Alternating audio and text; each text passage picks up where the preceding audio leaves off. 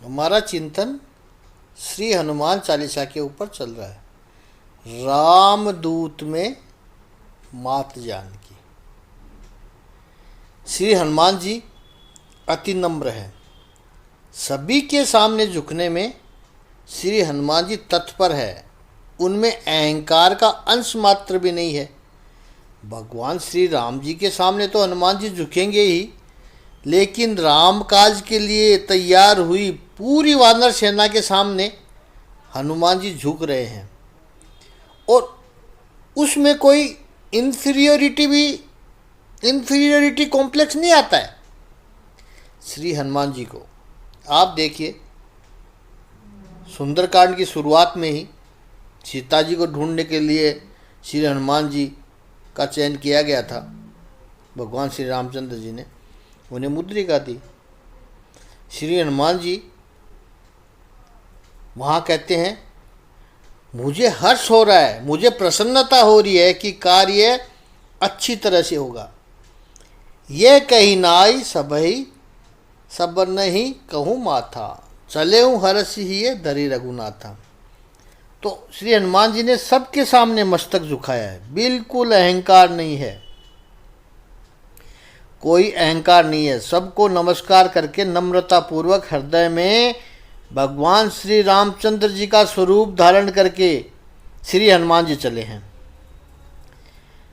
हनुमान नाम का ही अर्थ है, इसकी चर्चा हम विस्तृत रूप से करेंगे शास्त्रों के आधार पर और संस्कृत व्याकरण के आधार पर भी करेंगे। लेकिन अति सामान्य परिभाषा में कहें, संत महात्मा लोग कहते हैं कि जिसने अपने मान का हनन कर दिया है वो हनुमान। मान को जिसने अलग कर दिया, विनम्र है हनुमान जी। आधुनिक मानव नम्रता के अभाव की बीमारी से पीड़ित है। आज आप समाज में देखो, छोटा सा आदमी होगा लेकिन उसमें नम्रता बिल्कुल भी दिखाई नहीं पड़ती है। सबकी अपनी अपनी ईगो है, मैं कुछ अलग हूँ, नम्रता नहीं है। छोटी सी सफलता यदि किसी को मिल जाए तो उसको नशा चढ़ जाता है अहंकार का, उद्धत बन जाता है वो। परिणाम क्या आता है उसका? वो अपनी शांति और प्रसन्नता खो देता है। आप प्रकृति को देखिए, पेड़ों के अंदर जब फल लगते हैं तो फल जितने बड़े होते हैं उतनी ही डाली नीचे आती है, नम्र बनती है। जीवन में सत्ता प्राप्त हो, संपत्ति प्राप्त हो, ज्ञान प्राप्त हो, सौंदर्य प्राप्त हो, तो उतना व्यक्ति नम्र बनना चाहिए। लेकिन हम लोग नम्र नहीं बन सकते हैं। नदी बह रही हो और उसके ऊपर एक घड़ा तैरता रहे, सदियों तक तैरता रहे यह घड़ा, लेकिन अंदर पानी की एक बूंद भी नहीं जाएगी। लेकिन बहती हुई नदी के प्रवाह में यह घड़ा थोड़ा सा झुक जाए तो बस बाकी का काम तो नदी स्वयं कर देती है। घड़े को केवल झुकना है, फिर उसे भरने का काम तो नदी कर देती है। और याद रखना है कि नदी को कोई फर्क नहीं पड़ता है, लेकिन घड़े को बहुत फर्क पड़ जाता है। बहती हुई नदी में से एक घड़ा पानी भर जाए तो नदी को क्या फर्क पड़ता है? नदी तो जानती है कि वैसे भी मुझे जाकर समुद्र में मिलना है। घड़े को बहुत फर्क पड़ जाता है। जीवन में थोड़ा झुकना सीखे। जो झुकना जानता है उसे स्वजनों का सहकार प्राप्त होता है, बड़ों का आशीर्वाद प्राप्त होता है, संतों की कृपा प्राप्त होती है और पूरे अस्तित्व की ऊर्जा से उसे प्राप्त होती है। झुकना सीखो। महाभारत के युद्ध के आरंभ में दुर्योधन इतना एरोगेंट था, किसी के सामने झुका ही नहीं। परिणाम स्वरूप वो हारा है।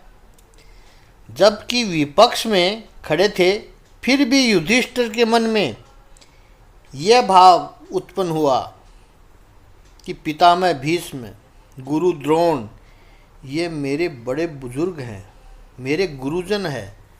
चरण स्पर्श किए उसने। युधिष्ठिर ने जब चरण स्पर्श किए तब पितामह भीष्म की आंखों में आंसू आ गए। इतनी नम्रता है। और आशीर्वाद दिया है, विजयी भव, विजय तुम्हारी है। सत्ताधारी पक्ष का commander in chief Bhishma Pitamah, जिनके साथ लड़ना है उन विरोधी है वो पक्ष के, विरोधी पक्ष के युवराज से कहता है वो, तुम्हारी विजय हो। कैसे हुआ ये?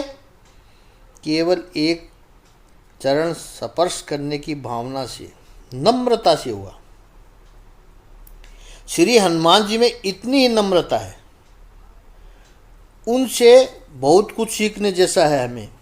तो जीवन में सफल होने के लिए नम्रता हो।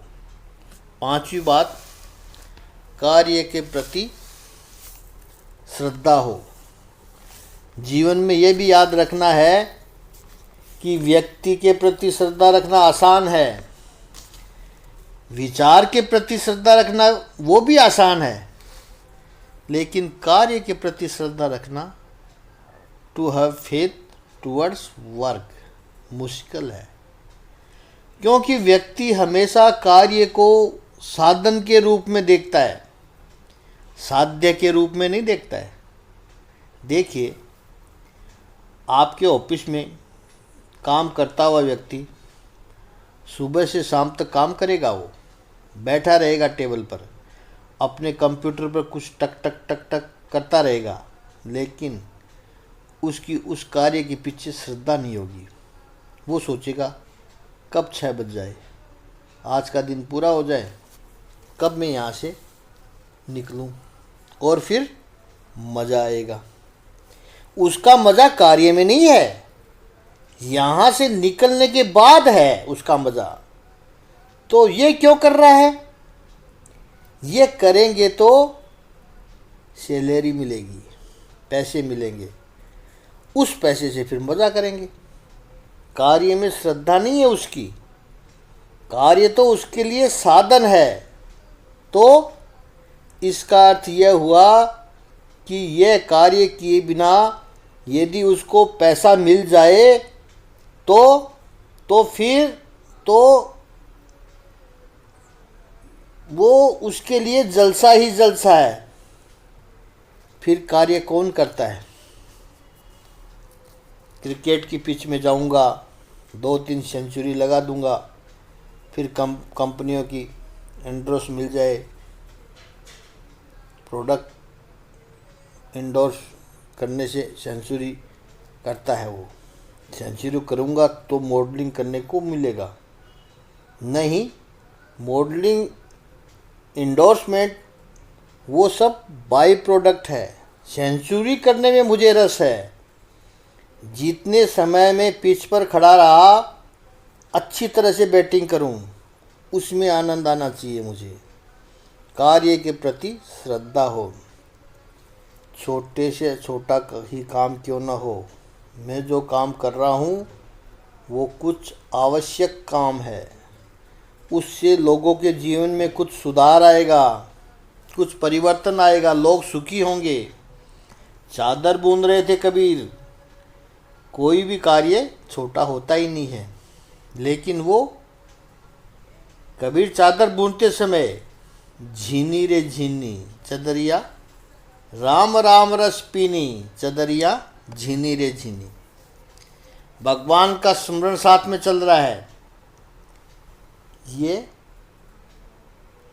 चादर बुनूंगा, इसको ओढ़ेगा, उसकी ठंड से रक्षा होगी, कितना अच्छा काम होगा।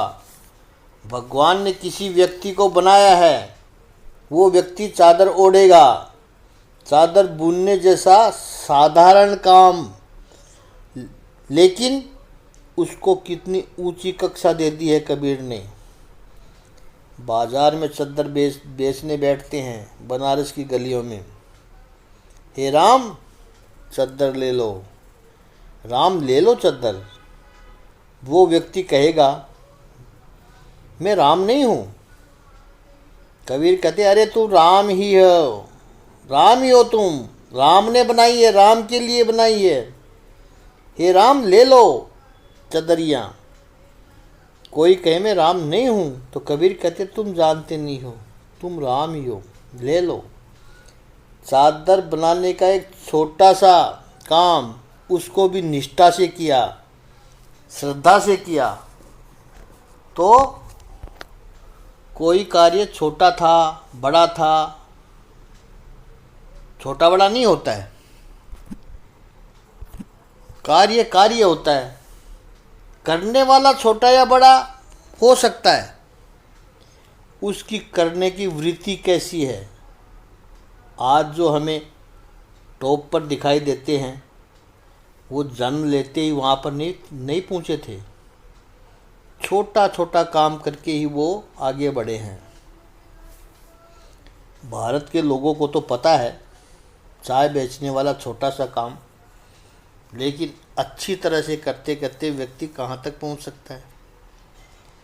कार्य के प्रति श्रद्धा हो, कैसे निर्माण हो, तो याद रखना है कि श्रद्धा एक प्रबल शक्ति है जिसके द्वारा असंभव को भी संभव में बदल सकते हैं। ये सारी बातें आगे आएगी हनुमान जी के जीवन के में, एक एक प्रसंग से हम इनको देखेंगे।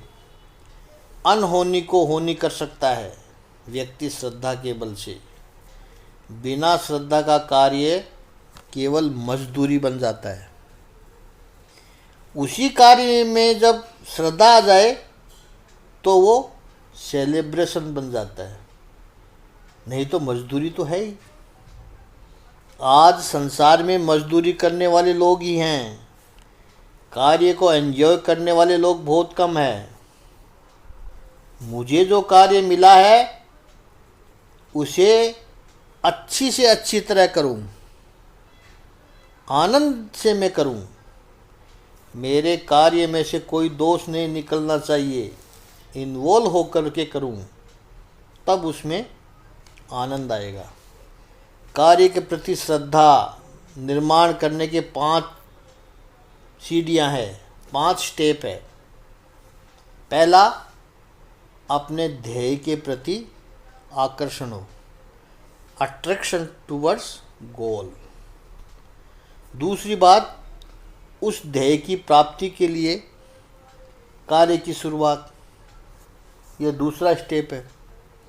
ध्येय के प्रति यदि आकर्षण नहीं होगा तो उसको पाने के लिए आप कुछ करोगे ही नहीं। तीसरी बात, रिस्पेक्ट टुवर्ड्स योर वर्क, कार्य के प्रति आदर होना चाहिए। कोई भी काम मैं करूं, आदर से करूं।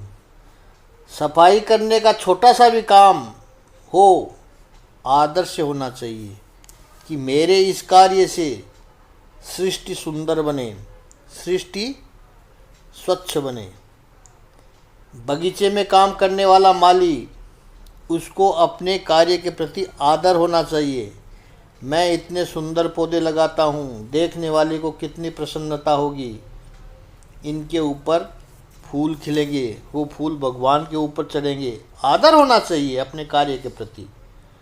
तो ध्येय के प्रति आकर्षण, ध्येय की प्राप्ति के कार्य की शुरुआत, कार्य के प्रति आदर। चौथा स्टेप आता है डेडिकेशन टुवर्ड्स योर वर्क, अपने काम के प्रति समर्पण भाव। कार्य में खो जाना है। आप देखना, जहाँ पर वर्क कल्चर है वहाँ काम एक कर रहा है, सोच रहा है दूसरा, काम न करके किसी के साथ चैट कर रहा है कंप्यूटर पे, चुपके वो उसको पता ही नहीं चले। ऐसे व्यक्ति का विकास नहीं हो सकता है। तू मालिक को नहीं छल रहा है, तू अपने आप को छल रहा है। इस व्यक्ति का विकास कैसे होगा? कार्य के प्रति समर्पण भाव होना चाहिए। और पांचवें स्टेप है, जब कार्य के प्रति आदर भाव होता है तब समर्पण भाव आता है, तभी कार्य में श्रद्धा निर्माण होती है और तभी उसके मधुर परिणाम दिखाई पड़ते हैं। आगे का चिंतन कल करेंगे। ओम श्री सच्चिदानंद भगवान की जय। ओम श्री आनंद कंद भगवान की जय।